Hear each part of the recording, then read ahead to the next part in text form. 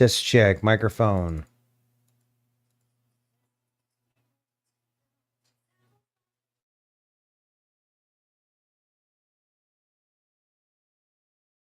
Of course, now the video cuts out. Yo, yo, yo. Yeah, make sure you keep not playing any games. Nice streaming YouTube.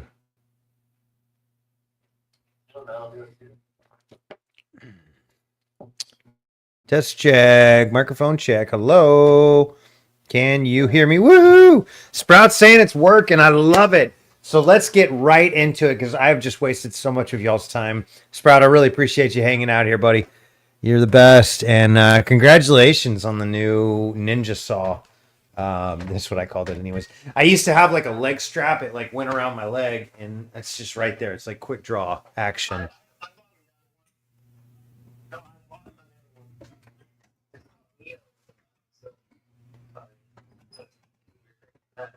All right. So all them problems aside, let's get right into it, you guys. So this question came in. By the way, thank y'all for being here. For those of you just joining me, Sprout, you're the best. Thanks for being such a loyal follower, man. I really appreciate you, and really excited for your career ahead of you. I hope you make something awesome out of it, and let me know how I can help because I'm happy to do so. Lucas, you gotta press that mute button. I'm muting you. All right. Well, distractions aside, this question just came in. So here we've got a Live Oak in Central Florida. This is from Michael. What's up, Michael? Just wanted to get some opinions. Are these bad? I'm assuming they're not the best. Well, to me, and again, I always say make absolute certain. The only way to do that is by getting a lab diagnosis. Now, if you're good, you can sometimes identify these guys.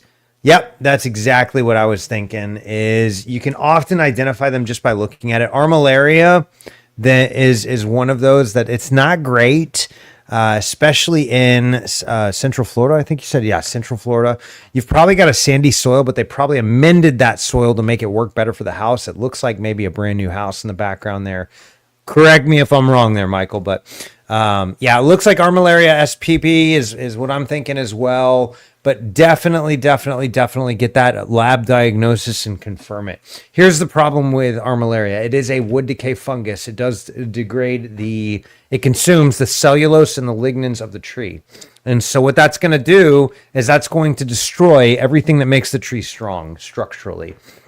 And so if the tree is able to outgrow it and work around it, it's probably fine. But this is going to be one of those that you want to make absolute certain you're giving the tree everything it needs, making sure not to overwater and pump a bunch of water into that soil constantly. Sometimes, especially on those newer homes, they'll just put an automatic sprinkler in there and they'll have it set for you for like 3 to 4 days per week to make sure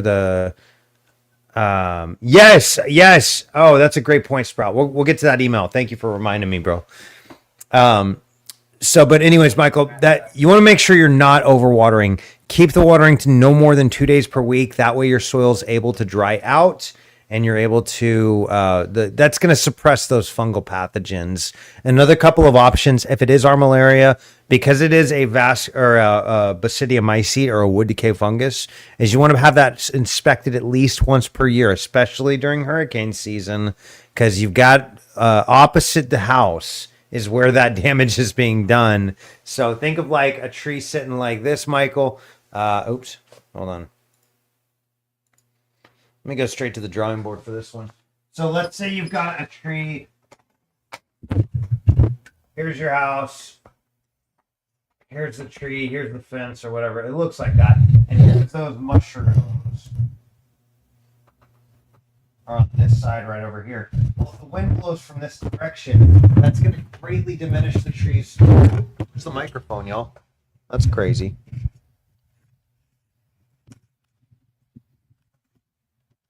I love this little spring-loaded thingy, but it's if you knock it off at all, it's messed up. So if you get a big wind that comes this way, that can ease, and the damage is over here on this portion of the tree. that could bring your tree right into the house. So you want to make sure to have this inspected annually. Do not play games with that. Armillaria can do serious damage to the structural integrity of the tree. What are you saying, Lucas? I said I can't find this Michael guy. I searched all over the place. Oh, I just uploaded it. Yeah, I just uploaded it. So moving on, and hopefully Lucas, you can get that uploaded. But moving on, I want to move to Sprout's question here because he brought a really cool one. I haven't even looked at this, Sprout, so hopefully I'll not do stupid things and say stupid things. But hey Matt, I left a comment on the most recent live stream saying I'd send a photo of the silver maples, my grandparents' neighbors in Minnesota. As you can see, don't you know, you got to add that to every Minnesota. As you see in the picture, I circled some major cracks in a long branch. It would presume that if pruned, that would preferably be reduced the branch the crack is next to, as long as the crack isn't horrible. About the old wounds from broken branches and the rest of the crown, I marked where I personally would remove in yellow or green. Not exactly sure which color. I'm slightly colorblind. Hey, that's fun. A lot of tree guys are actually, which is odd now that I think about it. I never thought about that, but that's kind of funny. I know so many tree guys that like professional dudes. I know one guy up in New Jersey. He's like deaf, completely deaf. Like, how do you run a tree care operation? And he's one of the best climbers that I've ever met, by the way. So who cares? The lemon blue is the one that I can't see any lower branching than far extending ones due to camera quality. I circled the cracks, and I would I would like to know what you think about the cuts on the live stream on Tuesday or Thursday. Whenever you get to it, as a bonus, I also included some pictures of the pecan tree I trimmed so you can see them more thoroughly too. Awesome. So let's take a look at this pecan tree. I want to see that because I remember we were talking about that before. And Sprout is, by the way, for those of you that don't know, he's one of the best arborists that you've never met, or soon to be at least. He's not even certified yet. He's not even out of high school yet. But he is really, you're doing a wonderful job, man. I'm really impressed by you, and I think you got a long and exciting career ahead of you. So anyway, so we were looking at these photos right here. These were a pecan that he pruned before and after, plus a year of growth. I love that. You can see how dense and heavy it is. Let me see if I can zoom in here. You can kind of see how dense and heavy it is on the before, and then after. Man, that is such a nice even canopy. You've reduced it down where it needed to be reduced, but you didn't over prune it either. And a lot of that growth in the middle you kept, if not all of it. So well done. And here's before there and after, plus 2 years of growth. So you could see here a reduction cut was made in this area. You've still got a strong central lead, but all of the rest has been subordinated. That is textbook exactly what we want to see when we're looking at structural pruning. And same here, before and after. I believe that's a different tree. That's this tree right here. So that's just a different angle. So before and after. Before, very heavy and thick on the ends. After, very heavy and thick in the middle. That's what you want. Still has a strong dominant lead. What I may suggest, Sprout, is to take it looks like you got two main stems on that after picture on the pecan, and I might reduce one of those and allow the other one to take over a little bit more dominantly. So well done. I love to see that, because that tells me you're going in the right direction. The aftershock are also after most of the leaves have Feldman. I had a friend whose last name was Feldman in high school. By the way, there's still smaller lead I couldn't get to, and still another smaller lead I couldn't get to. Yeah, pole pruners are great. Jameson pole pruners are awesome. All right, and here's a different tree. So this is before and after, plus around 6 months of growth. I love it. Once again, establishing that strong central lead here in the middle. That's so critical. I meant to say fallen. Autocorrect is weird. I understand.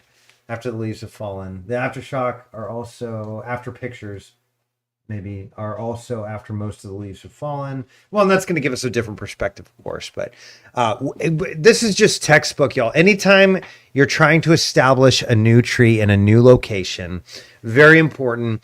They're not all going to be the same. Live oaks are going to want to have an outward growth or excurrent growth.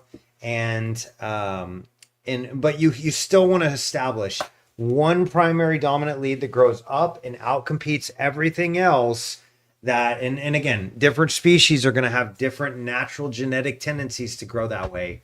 But if you can establish one central lead, subordinate or reduce everything else back, that's going to create a really, really strong dominant. We call it apical dominance, and that's really important for tree structure because let's say, like, I'll give you an example. We were working on some cabling today on a job here in Houston, and it was a pecan tree, and they did not do this. They did the classic lion's tail. I'm going to show you what they did.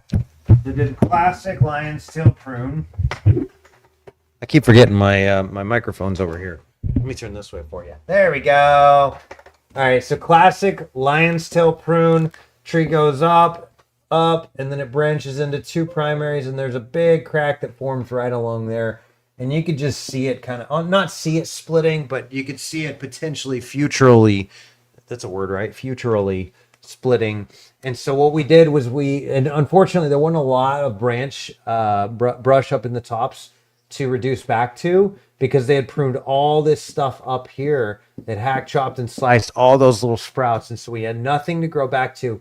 What we were able to do was support that branch union right here with that cable up top. And the rule for ANSI, American National Standards Association Institute, is 2/3 from where the potential failure point. So if you've got 30 feet of canopy above where you're worried about the limb splitting or breaking, you want to go 20 feet up in the canopy, give or take. It's not going to be perfect almost ever.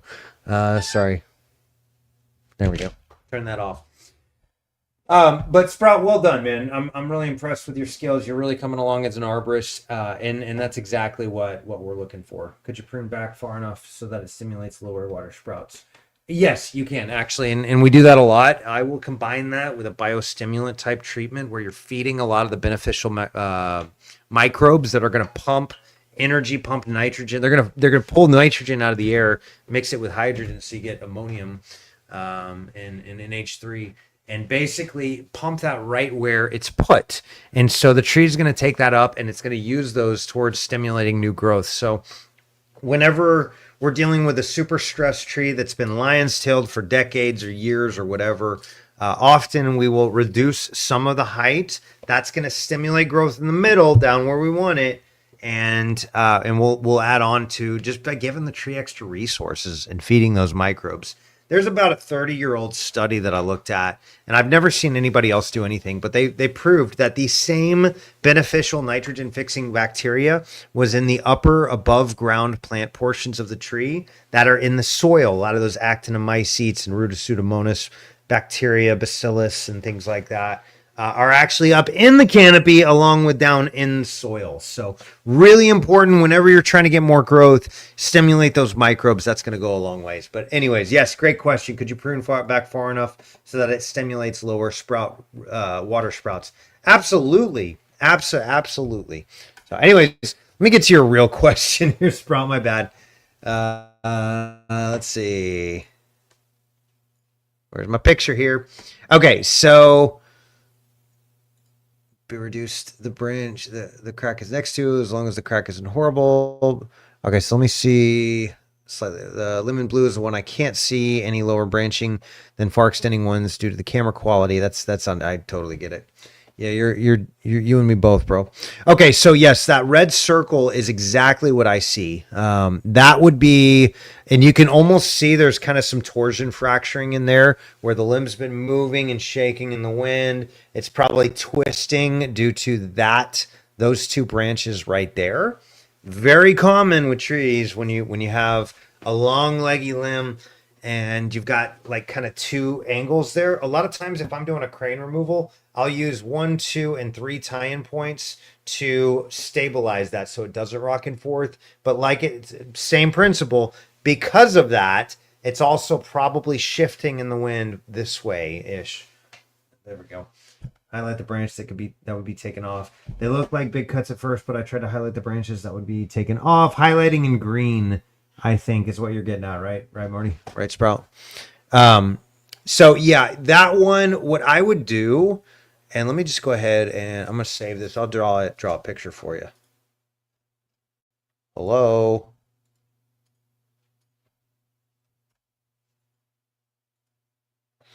There we go.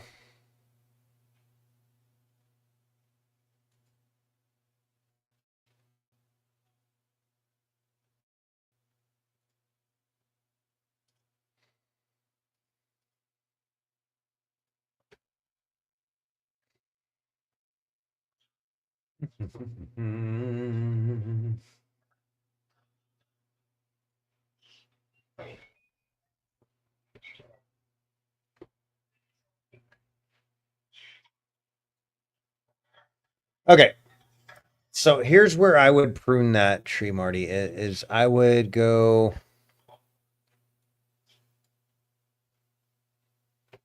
I would do this in pruning cycles. I would not do the whole thing yet. I would make a cut right here. Let me do this red, and we're gonna do this size is big. I would get rid of that limb. It looks like you've got a lot going on here. I would get rid of this limb. Actually, hold on.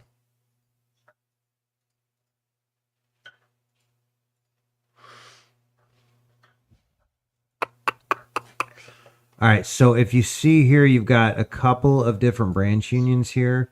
I would reduce those back to here and possibly, yeah, because unfortunately that has been pruned really far out there, Sprout. And so you don't have a lot to reduce back to, but you can kind of see what I'm looking at here is you've got this one branch that looks like it grows into that one, and then you've got the one next to it, which does kind of the same action. What I would do is this limb right here, I'd get rid of it. And this limb right here, I'd get rid of it. And what that'll leave is just one little stick there.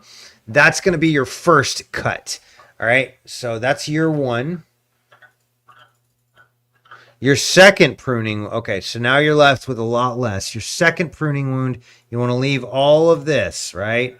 Don't take any more of that. And then you're going to come in and you're going to reduce or remove this limb right here. Now what you're left with is, let me change the colors real quick, is you're left with, we're going to go lime green. No, you've already done lime green. We're going to go with pink because that's fun. Now, so we've already removed this limb. Now you've got this limb still, and you've got this limb still.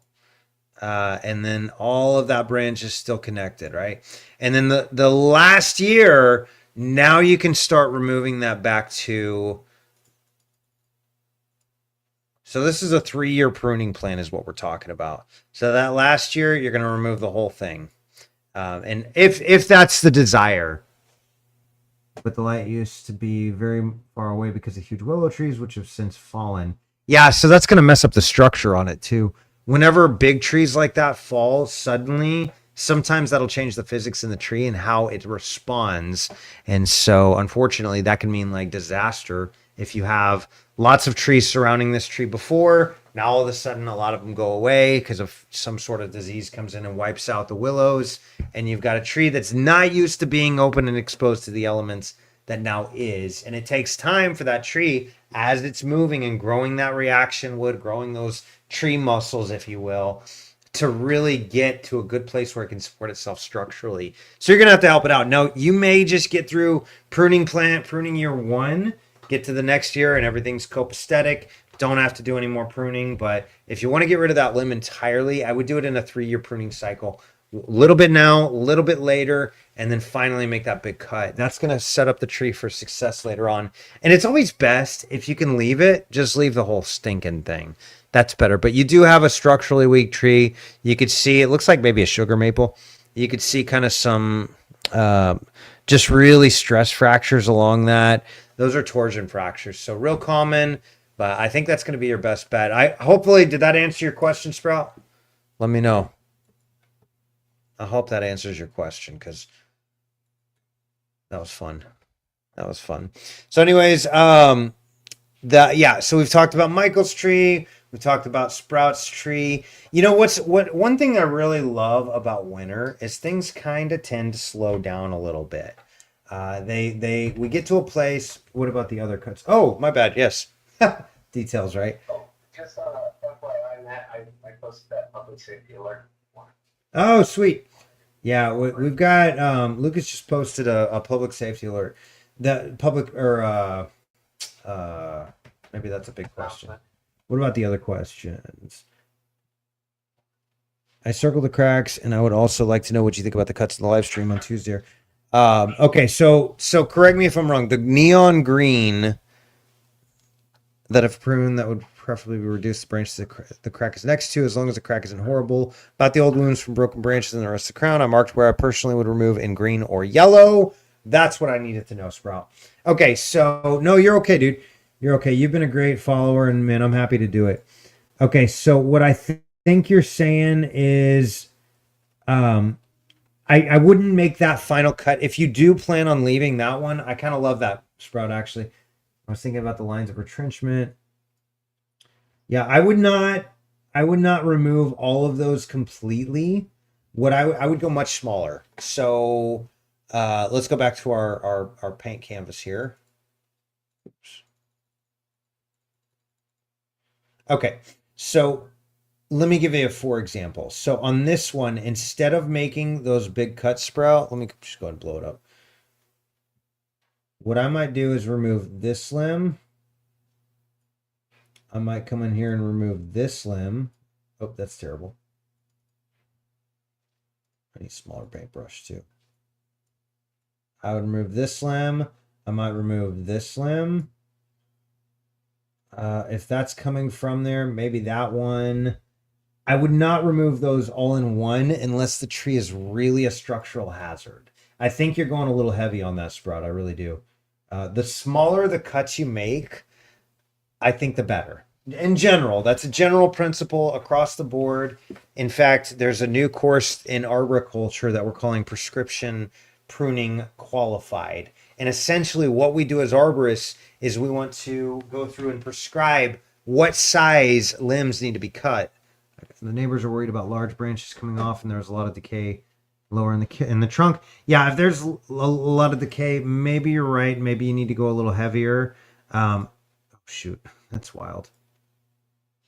But like cutting this is going to leave you with this whole portion of canopy left, and it's going to do a lot less damage to the tree in the pruning wounds. You're still going to get a really, really good result. But if it is a true structural hazard and you've got decay, the neighbors are worried about it, then you might want to go a little heavier. I still think you're going a little too heavy. Yeah. Because here's the thing: just a 40%, just a 15% canopy reduction equates to about 50% reduction in structural integrity or structural hazard. The failure rate is what I'm trying to say here. So like if you reduce this, that's going to take away a ton of that upper brush, right? So that's all going to be gone right there. If you come in and remove this one back to here, that's again, and then maybe right here. So now you've just lowered that significantly. All that branching right there is going to go away. The blue, what are you trying to say in the blue? I can't remember, Sprout. Let me know on that one. I'll keep going on these though. So on this one, what you could do is remove this. Remove this. This is great. I love that one. That's perfect. I'm just going to highlight over it. I'm going to send this to you too. Those are... Yeah, the blue branch... You know, it's what you could do. There is one I see right here that you can reduce it back to. But that one's unfortunate. That's been lion's tailed. Same thing here. You got a little tiny little thing that you can leave it to here, Sprout. That's good. And then on this, you can actually reduce it back to here instead of making that big cut. On this, you can go here and maybe here. Reduce that. Now you've taken same thing. You've done the exact same thing, smaller cuts, but essentially gotten the exact same result as what you were describing, Sprout. Now, if you have no access to way up in the canopy like that, you don't care about the tree, by all means, make those big cuts, but the tree's going to have a much easier time sealing those smaller wounds. The smaller the wound you can make, by the way, these are ANCA 300 standards too. I forget exactly where, but one of the standards is, obviously in the pruning section, one of the standards is anytime you're making a pruning plan or pruning, you want to make the smallest cuts feasible while still accomplishing the pruning goals. These things are so hypercritical because if I go out there, and I remember I was on on a tree, big limb walk on an American elm. If you know American elms, they're real snappy. You look at them wrong and they snap. They're no fun to climb. But if you isolate the angles in the branch right, I could get on like 1 inch limbs. It was so funny because, I've got my rope up here, my rope's down here. It's isolated on the backside. So I'm running the forces down the lengths of the branches. It's so fun. And then, um, anyways, I'm out there on these little tiny limbs, and the client looks at me, he's like, "What are you doing?" I was like, "I'm making your tree safer." And they're like, "How does making those tiny cuts make any difference?" I said, "It's not just one tiny cut; it's like all the tiny cuts, and the tree's going to be able to seal this way easier than one big cut.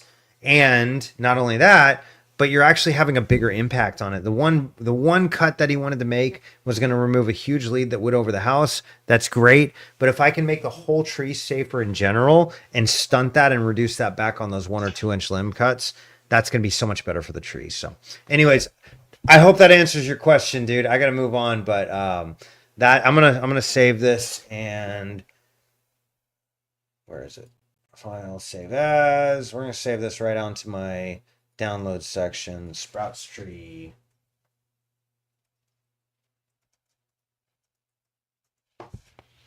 Because that's a really good use case, man. I love doing this kind of stuff and really figuring these things out. So there's that.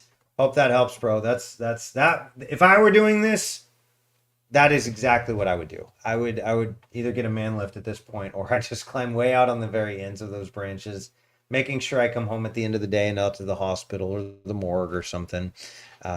Anyways, so all right, Mac Arbor. Mac, I love your style, dude. He's another fellow arborist, and he's asking, can anyone tell me what this is? Well, here's the thing about this is what I would believe to be either a cocoon of some sort or a yeah, bro, Sprout, send that over. That'd be helpful, man. So, anyways, I think this would be some sort of a cocoon or some sort of an egg sac. And when I looked at it, as some sort of a mantis egg sac. And it turns out that's exactly what it was. So, don't just go hack, chopping, and slice. Guess what, guys? Mantises are great for your trees. They're going to eat all the pests. They're going to eat all the aphids, all the adelgids, all the things that want to chew on your tree. They're going to eat them. They're not going to hurt your tree, though. So moving on. Pink Phoenix. What's up, Pink Phoenix? Asking about a sick tree. Transplanted 2-foot sugar maple in the second year initial spring growth, about doubled its height. Wow, good. Early to mid-summer, leaves slowly brown and died, but and unalived, but branches remained full and pliable. Towards fall, several leaf clusters formed and eventually browned up. I suspect anthracnose. Presently waiting to see what happens next spring. Any suggestions? Yes. So many. Not that I know what I'm talking about, but I got so many suggestions. Okay, so first and foremost, I love the cage there, but you got to get rid of some of that grass. I got to see what the root flares look like. That's going to tell me so much. Yeah, yep. Brilliant advice.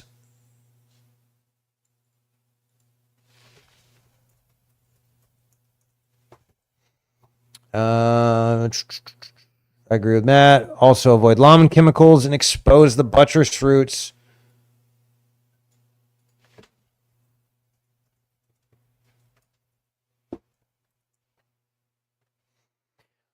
Weeds grow around galvanized guardrails all the time, no problem. That's why many states have spray programs. It's toxic, but not that toxic. Not. Hey, y'all know about broadleaf unalivers or killers? Oh, I said it. Sorry, face webs. Well, guess what? You got a broadleaf tree here.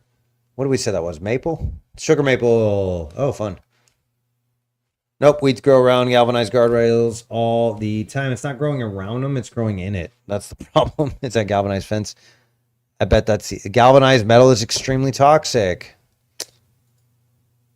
Did not realize that. Notice that grass won't grow around galvanized guardrails on the shoulders of the highways, but grass and shrubs will engulf steel rails. It's extremely toxic. Baloney. The reason you don't see grass around guardrails is because it's herbicide or mowing, not because of the metal being galvanized. I actually have not heard that galvanized metal is toxic. I've actually used quite a bit of it on root bridging because galvanized doesn't rust as quickly. Is galvanized metal phytotoxic to trees? We're just asking all robots here. I've trained them. Short answer is no. Galvanized metal is not phytotoxic to trees in any meaningful or practical ways. Just coated with zinc. Zinc is actually, it can be toxic in high concentrations, but not that. So zinc is actually a micro element that all trees need, by the way. Here are guidelines for tree planting. I love it, Rick. Way to go.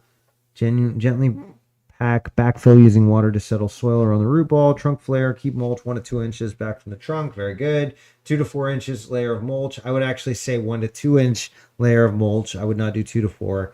Use 2 opposing flexible ties when staking is necessary. Side note, staking is not necessary 99% of the time. Humble professional opinion there, y'all.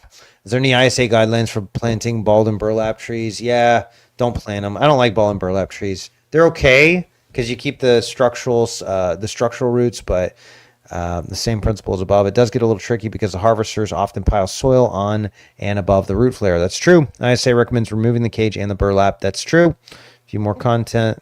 Sunburn. That's not sun scald. Sorry, Richard. Nothing personal, but that is I believe that's a phytotoxic issue. Looks like you've got a lot of water going on too, Pink Phoenix. You definitely want to get rid of that cage though. Put down an organic mulch. And if you want to go really, really special, put down a thin layer of compost right before you put down the organic mulch. And we do have some other products too that might help tremendously. Where's my link for that? I don't know where that is. Not this. Let me give you a couple things that'll really help to get it started too. You don't have to buy them from me. You can buy them anywhere you want, but Microlife Humates Plus is a wonderful product that's going to add organic matter to the soil and just improve the overall health and vitality of the tree. And also, let's do Microlife Seaweed, not Super Seaweed, the Ocean Harvest, because that's going to have some really good fish emulsion and some vitamins that will act as a root stimulant as well. There you go. Hope that helps. We're moving on. Am I concerned about the council putting in new sewer lines so close to this approximately 50-foot tree that branches out over 3 properties justified, or am I panicking unnecessarily? So here's the thing. Big trees, you don't ever want to mess with the root system if you can avoid it. It looks like some kind of sycamore, maybe a beech. Yeah, it looks like a sycamore to me. I could be wrong. Correct me if I'm wrong. They're anonymous. Yeah, it could be a beech. I don't know. I'm having trouble identifying it, but long story short is I already answered this one in the chat, but yeah, it's a problem. It looks like they're going to run a sewer line through there. You have to get them to avoid severing the roots if at all possible, or to go do directional bore. It looks like you've got some maybe really rocky, sandy soil. So you might have a lot of trouble. Yeah, that's funny, Sprout. Yeah, let me go back to that one because Sprout, I missed that, Sprout. That's a really good point. So talking about your herbicide, is Sprout was saying if you look at broadleaf unalivers, broadleaf killers, atrazine, glyphosate, things like that, they literally have a list of all trees. So look on the package, and the only one I know that's dirty is, I think it was Scott's brand, petitioned the EPA to remove that label that said, if you suspect there's tree roots, do not apply this. They actually had a label that said, if you suspect tree roots may be there, do not apply, period. Well, they petitioned, they got that removed because they have really well-paid lobbyists and really well-paid attorneys. But, you know, it is what it is. It's very unfortunate. Why does the tree look exactly like my autumn blaze maple I planted in March? I don't know. But the sugar maple has a great central leader. It does. I'm wondering if that central leader is going to make it, though. Yeah, Scott, don't get me started on some of these guys. Yeah. If it's a German company that used to be a Nazi-affiliated organization, it's probably not good. So that's all I'll say about that. Because I don't want to disappear one day. I got a family to take care of, y'all. Okay, so Anonymous, yes, your concerns are accurate. And what you want to do is you want to make sure to document that and send them a thing, a report from an arborist. Just an email is better than nothing. I'd have all this documented with the city arborist now. Yes, Frank, great advice from Craig, certified arborist at City of Lake Stevens Park and Recreation. Where is that? City of Lake Stevens. Is that in Alaska? Washington. What's up, buddy? Hey, thanks for being here. That's solid advice, Franco. I really appreciate that, man.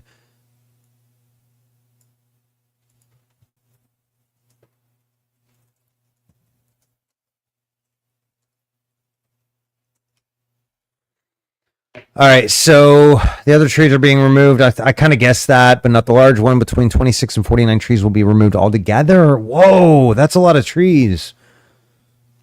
Yeah. Oh, you're absolutely right. Okay.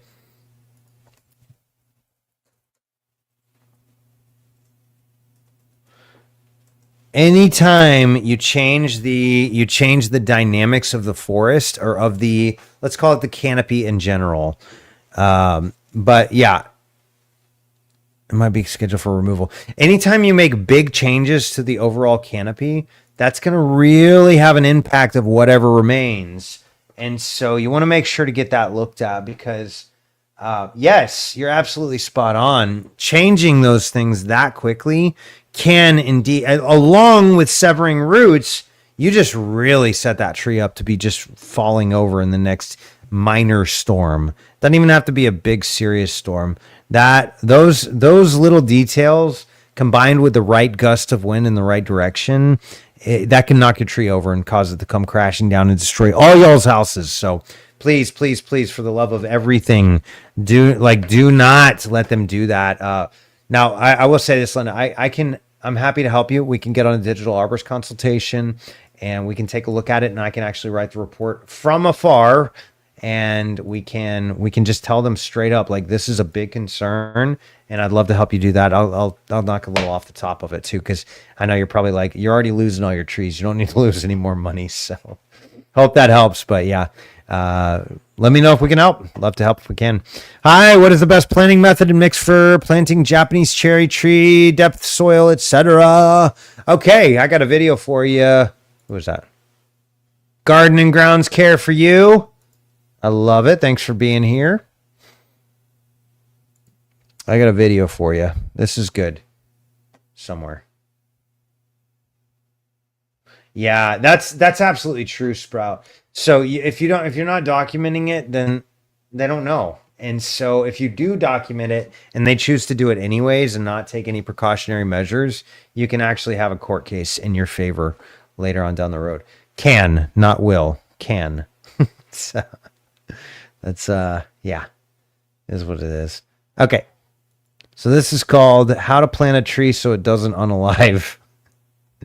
Get shareable link. That's what I need.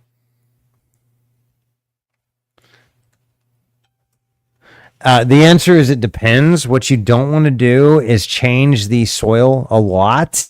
You do want to amend it enough to where it's going to succeed, but you don't want to go and do big changes because that could be really detrimental. All right, and coming out of and if I can talk, I'm getting tired, aren't I?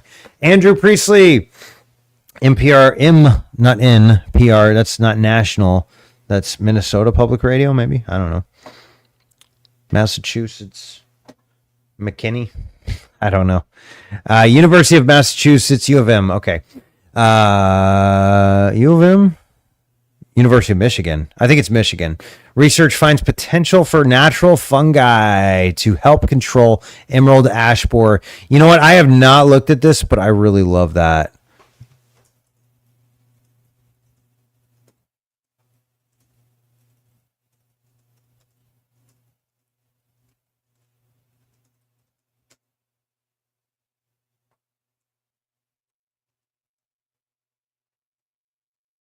Yeah, you know, when I was up there in Wisconsin hanging out in y'all's turf up there, Sprout, that was really shocking to me because, you know, you hear these things, you read about these things, you do these things, and even in New Jersey, I saw tons of trees that were affected by the by emerald ash borer.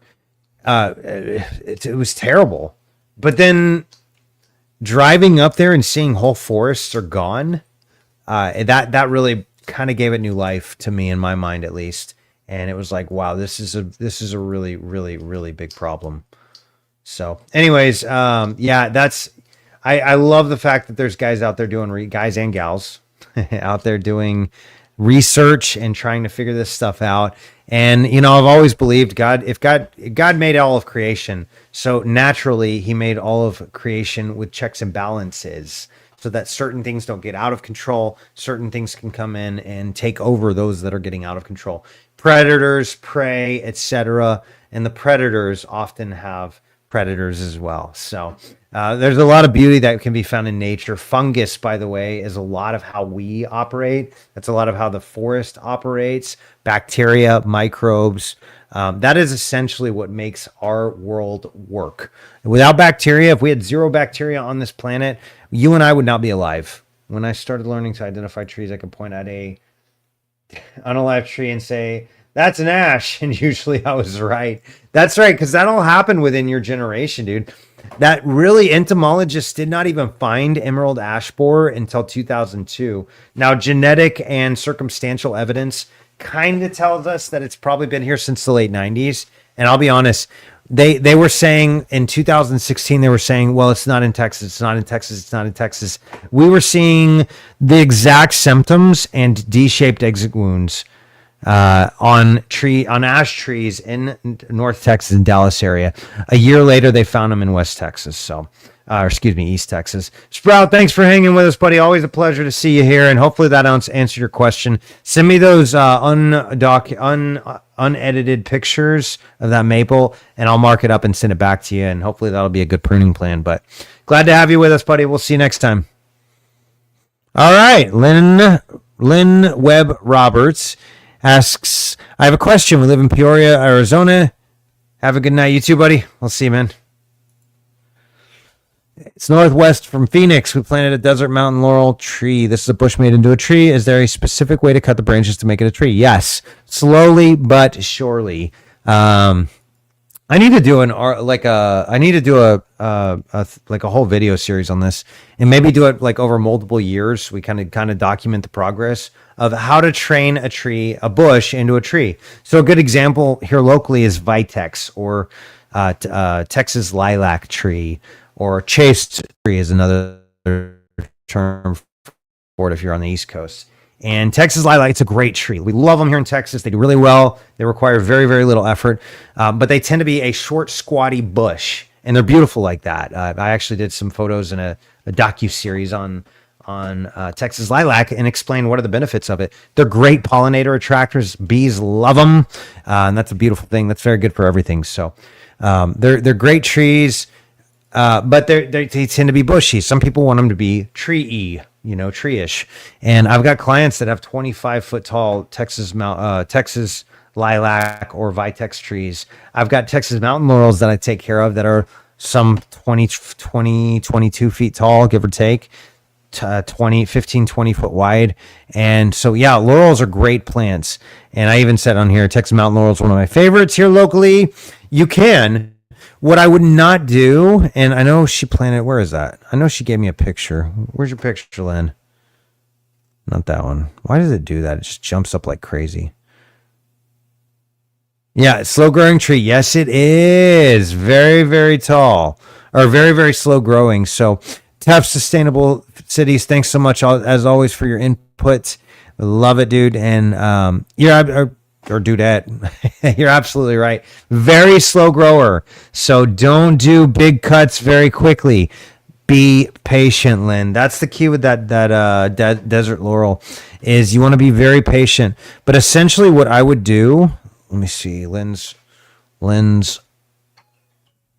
laurel. Let's go back to our paint board here. File new.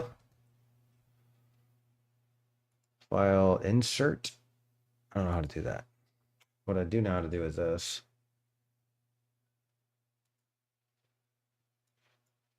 Drag and drop. Lynn, here's what I would do. I would go slow and methodically. I would not do big cuts, but as this portion up here, what you want to do is you want to train this particular limb to grow really, really tall. And what you want to do is these other branches that come off of it, you want to kind of subordinate them or reduce them back. You don't want to remove them entirely because all those leaves are right now are food factories for the tree. So leave them alone as best as you can. Now, whenever you're doing a reduction cut, don't just hack it off wherever you want. Make sure it's done at a lateral branch. So let me go back to my screen here. And I'm going to give you the full screen here, y'all. Lucas, you still with me, dude? Yeah, I'm still with. Weird. It's saying nobody's online, but are you still on the live stream? That's weird. Not on me. There's 0 watching. That's so boring. I'm all alone. Now it says 1. All right. So, Lynn, what you're going to do. Looking down, turning around, looking at the. Okay. Cleaning it up. I'm about to draw on it. No, I'm currently drawing on it, dude. Oh, white shirt. That's a little silky. My shirt? High player. Yeah. Oh, whatever. I did iron it. You see the cute little crease in there? Like a professional or whatever. All right, so Lynn. No, homie, don't play that. So what I would do, Lynn, is you want to make sure that you're cutting those limbs back to a good subordinate limb, something that can withstand it. So the rule is 1/3.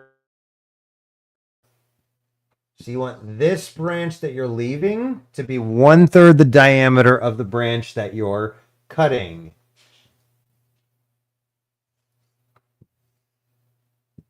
And when you make that branch cut, can y'all see that here? A big fat stupid head's in the way. What you want to do is draw an imaginary line perpendicular and then an imaginary line in the same alignment as the branch you're about to remove. That's kind of hard to see, isn't it? Maybe I can move this a little. No. Surely can't. Any better? Okay, so you draw an imaginary line, basically completely 90-degree angle here. And then draw an imaginary line in the exact direction that the branch you're leaving is.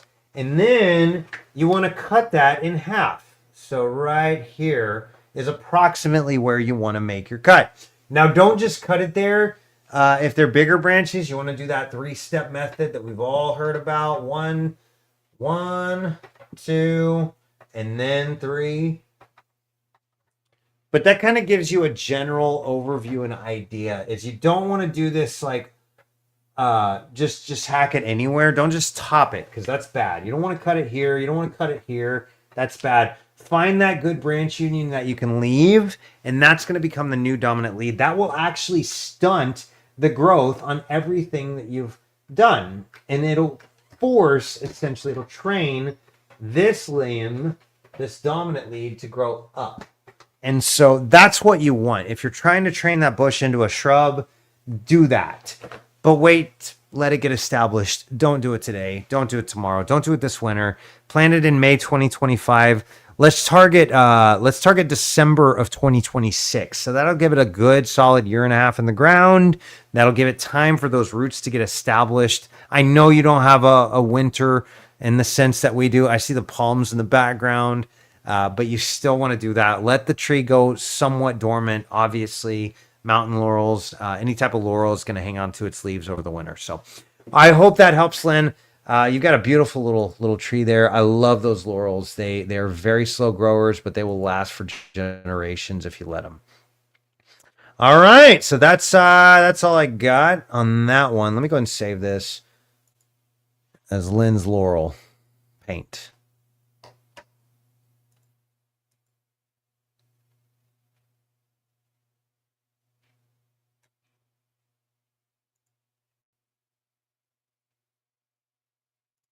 Woohoo!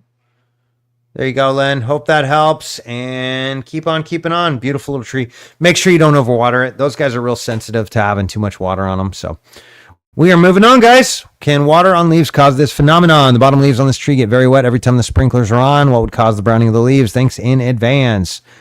Where you at, Caleb? Anywhere? Nowhere. We don't know. Okay, no. Water cannot do that. What can do that is fungus from that branch getting watered too frequently. So I would say probably fungal. Yeah, spread from water splashing on the leaves repeatedly. Yes. Typical lower canopy leaves. Start by redirecting your sprinkler heads to not water the tree canopy. Good, solid advice. Yep. Backyard arboriculture.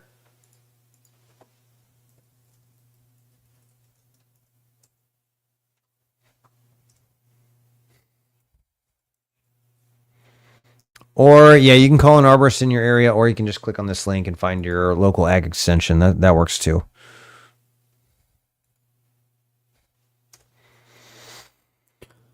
Yeah, Mac, you got it spot on. This is what I love about this group is it's really becoming an ecosystem, a community, if you will.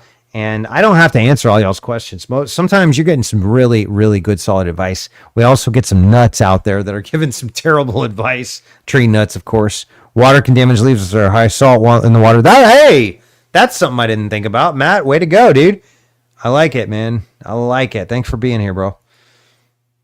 Matt Evans looking in the DFW. Water's from municipality water. So it's going to be trash, Caleb, by the way. It's a water's trash. I know because I grew up in Plano, and Dallas water is terrible. All of it. Grass doesn't seem to be bothered. It's first I've noticed, but I've also changed sprinkler heads out. So this is the first season it's hitting the leaves. Well, don't let it do that anymore if you can, because you definitely have something fungal, maybe bacterial growing there. Looks like scale. I don't know why you'd say that. I see two trees in the photo. No, yeah, water directly is probably not going to be causing that. In a swimming pool, no AC or swimming pool, but there's a planter besides. It could be reflection. Ooh, that's a good point. I guess it might. What is the planter made of, and what do you plant in it? Yeah, it could be reflection. I don't think that's going to be the cause, though. Did you burn anything under the canopy? How long has the planter been there? A lot of seemingly weird questions, I know, but without being able to go hands-on, it's really the only way to figure out if you actually have an issue or not. And that's what I do on most of my digital consultations is ask questions. Almost 2 years. The planter is the only thing under it. Was it planted last year? We don't know. Okay, so yeah, what I will say is if you got an irrigation system, you're probably wrong. Irrigation systems are the devil, essentially, and they make you complacent, and you just set things on automation, and then it automatically destroys your soil and your trees and your lawn and everything else. So yeah, I don't think that is the actual water hitting it causing that. What probably is happening is it's creating a good environment for all them fungal spores to keep spreading and passing and all that. I will say this, it looks like maybe along the trunk there you've got something going on fungally. That to me, that looks like some sort of a water mold or a vascular wilt type fungus, but I'm not sure exactly without lab diagnosis. So talk to your local ag extension and see if maybe they can point you in the right direction. Send them samples, etc., and let's see if we can figure this out and keep me updated, bro. All right, Aniko, what a great name. I hope I'm pronouncing it right. Any idea on what is happening to this tree in Phoenix? Thanks in advance. Ooh, looks like some pruning was done there. Pruning here. This looks like maybe it was covered before pruning here. And then now all of a sudden that's happening. What is that? What is that? That's not a laurel. No. Compound leaves.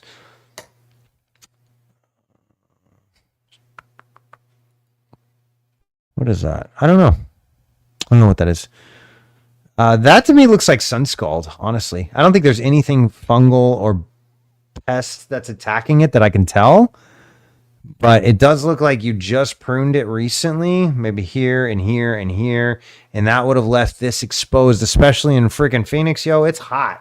It's hot there. You get that blazing sun coming in with a tree that hasn't been exposed before and now is. That can absolutely do that. Cool. Okay. That's great to know, Tough.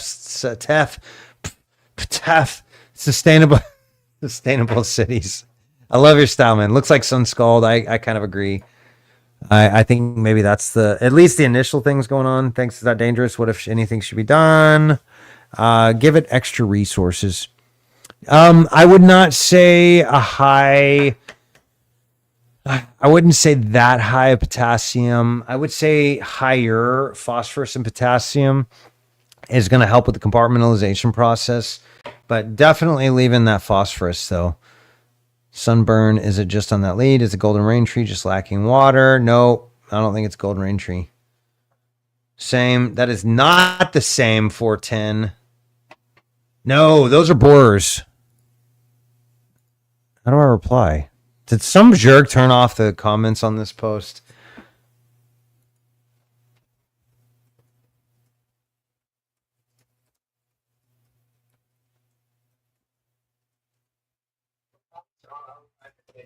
Yeah.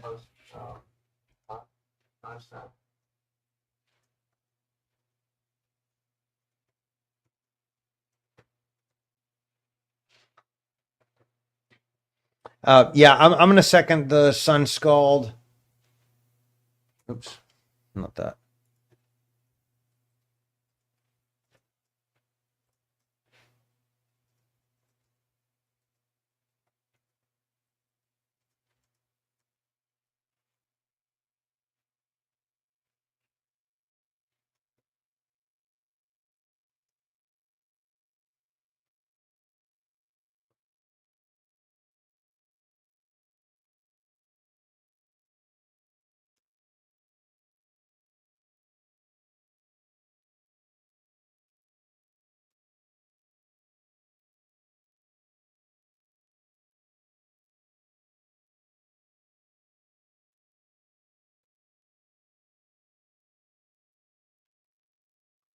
Yeah, I think that's probably what's going on. He was mentioning a high potassium. This is going to be a really great. This is going to add a lot of carbon too, which will help jumpstart some of the compartmentalization process. But this liquid ocean harvest is going to be a great solution as well. That's going to jumpstart the roots as well and the immune functions and help to improve the overall health and vitality of that tree. So yeah, I'm sorry you're dealing with that, Nico. That stinks. You probably a landscaper came and was like, "Hey, you got to remove these so you can make sure your grass down below gets sun."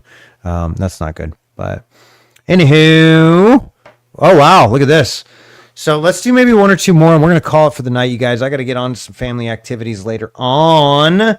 Oh, that's a fun one, Lisa. I love that. Yeah. So we'll go through Lisa's as well. She's a fellow arborist and was asking some technical stuff about some technology that might help some of y'all out there. But Stephanie's asking, is this tree done for, and what do I need to do something special to avoid the spread of surrounding trees? More photos in the comments. Located in Washington State.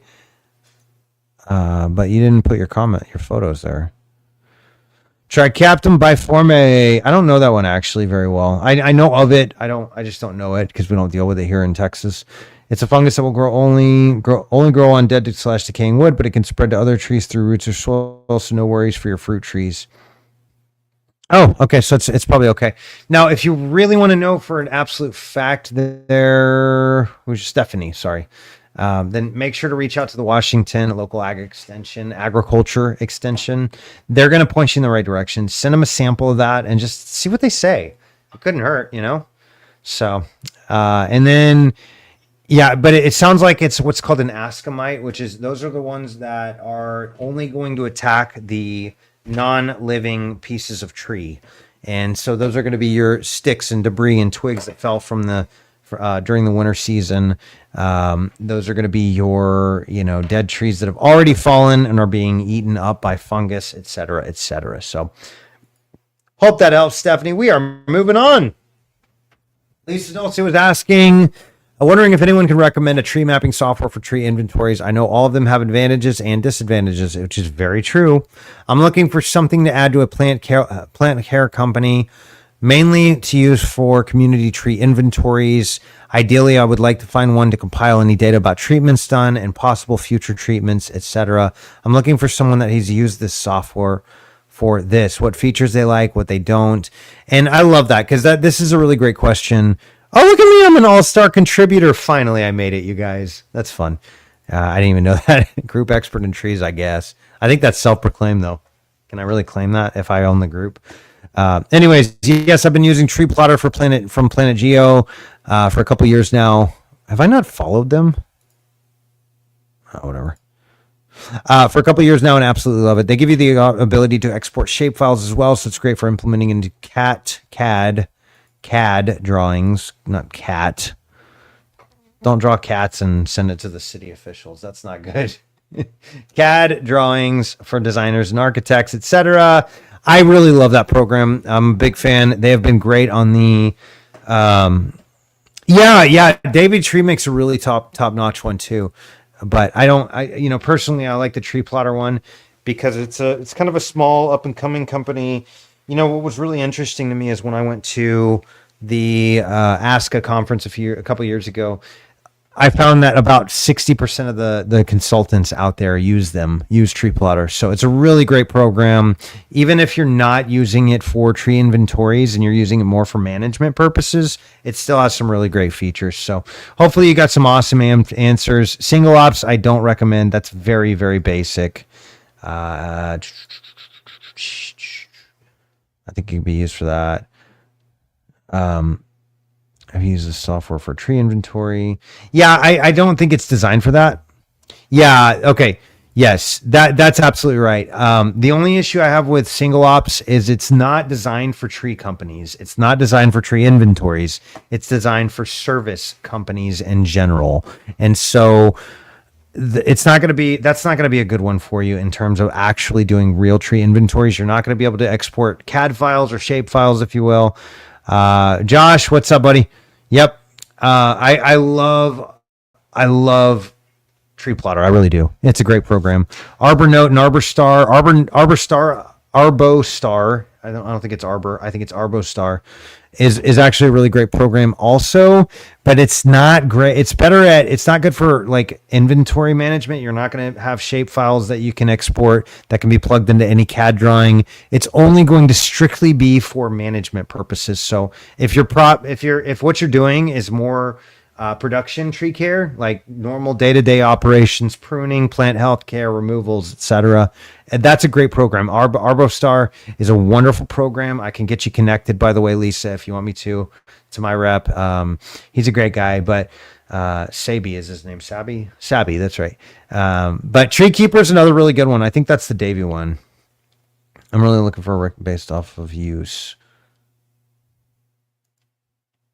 The last I remember was October 2017.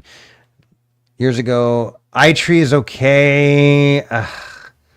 Yeah, years ago I worked for a city who used iTree. iTree it's an open source program put out there by the U.S. Forest Service. It's a great program, but it's not going to be your tree inventory. Another one you can use is Collector, which is an add-on for ArcGIS. That one will be, but it's highly customizable. The only other one I can recommend is Arbor, Arbor. Oh, I'm gonna draw a blank. I'm gonna get back to you on that one, Lisa. I have used Arbor Gold.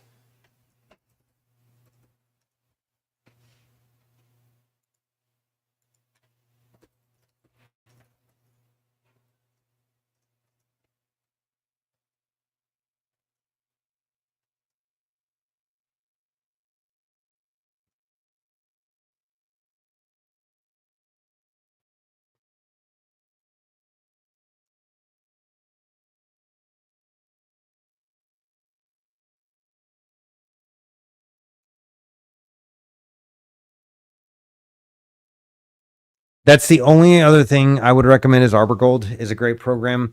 But, and this is a big but, no pun intended, sorry. It's expensive, and I didn't like it for my purposes. I had that when I had my tree care company in Dallas. I didn't like it because it was really complicated, and I don't like complicated. I'm a tree guy. Don't give me complicated. Give me simple. Give me easy. Give me manageable, and give me fun. So I really like Tree Plotter because of that. It's fun. It's simple. It's easy. You can actually customize it a lot without having much of a background.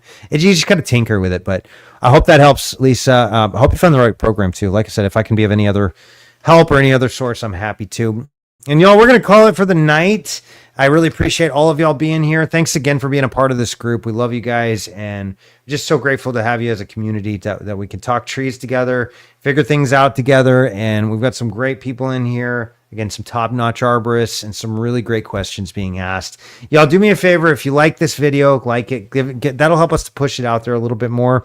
And of course, if you haven't checked it out yet, we are on YouTube under Arborist On Demand. We put out good content about how to take care of your trees, little things you need to be watching for. I just did a video on a common question that comes up here. Let's see if I can find it. That is root-bound trees. These are trees, the roots have been solidly bound together that are... it's a really big problem because once you plant that tree, the direction those roots are growing, this can be the final result. Check this out. This is crazy, y'all. So whenever your tree is root bound like that, often, not always, you're going to get this really, really poor root system and get the right direction wind, the right speed at the right time, and a little bit of saturation, and that can knock your whole tree down. So when you plant a tree, it's important to correct these little issues before they become big issues, just like that. So we're working on a good video about how to fix those root-bound trees that you get from Home Depot or whatever nursery you go to. Like I said, we get this question all the time, so wanted to make a cool video for you guys. We just got done with the video production, the recording, and we're working on the editing now, so that'll be out there. But join us over on the Tubes of You. That really helps us out, get the word out, get our name out there, and help as many people out as we can. So love you guys. Thanks again for joining us. And of course, if you need a closer look, hit us up on the web at Arborist On Demand. We can look at your tree from anywhere on this beautiful planet that we live in and make sure you're making the right decisions for those green pets that you love so much. We'll see you guys next time. Thanks again.